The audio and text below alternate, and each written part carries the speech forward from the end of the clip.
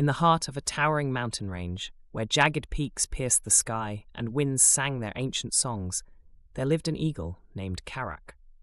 Karak was no ordinary eagle.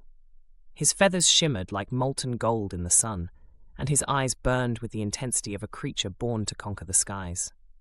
But Karak was not content with mastering the winds. He sought something far greater, knowledge of a legendary secret hidden at the peak of the highest mountain, the fountain of eternal sight. This quest consumed Karak.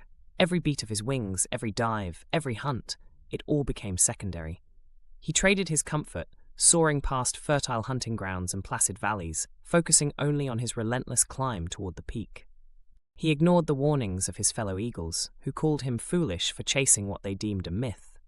Karak, however, believed with his whole being. And so year after year, through icy storms and searing summers, he pursued the peak, sacrificing food, rest, and companionship for the dream. After years of searching, Karak reached the summit, a desolate expanse of broken stones wrapped in freezing winds. At the center of the peak lay a shimmering pool, mirroring the heavens above. His heart pounded in triumph. The fountain of eternal sight was real. All his sacrifices, his struggles, had led him to this moment. But as Karak stood at the edge of the water, something unexpected stirred within him. To drink from the fountain required one last act of courage, diving into its icy depths, submitting oneself fully to the unknown. All his life, Karak had fought to avoid danger, to control his outcomes. But now, faced with surrender, he froze. What if the fountain burns my eyes instead of enlightening them? A voice whispered in his mind.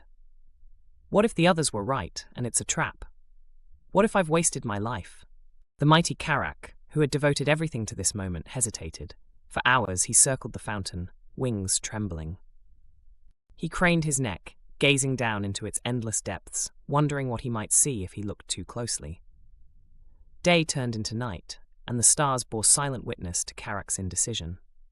And then, as dawn broke, a gust of wind swept over the summit, tugging at his feathers.